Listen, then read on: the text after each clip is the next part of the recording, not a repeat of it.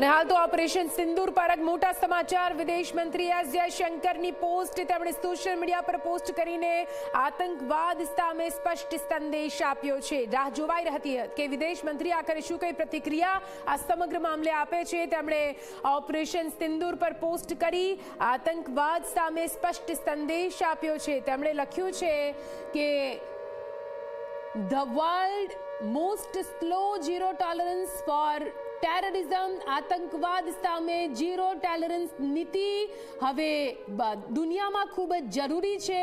અને આ શબ્દો સાથે અહીંયા એસ જયશંકર દ્વારા પોસ્ટ કરવામાં આવી છે ઓપરેશન સિંદૂરનો।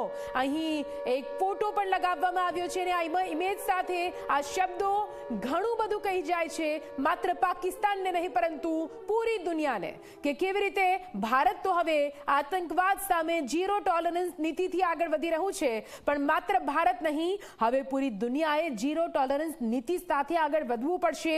કેમ કે 9/11ના વર્લ્ડ ટ્રેડ સેન્ટરથી લઈને અત્યાર સુધી અનેક એવા આતંકી હુમલાઓ થયા છે જેમાં લાખોની સંખ્યામાં માસૂમોના મોત નિપજ્યા છે। તેની જવાબદારી માત્ર આતંકવાદ, અને એટલા માટે જ આતંકવાદનો નાશ અને તેનું નષ્ટ થવું હવે ખૂબ જ જરૂરી છે।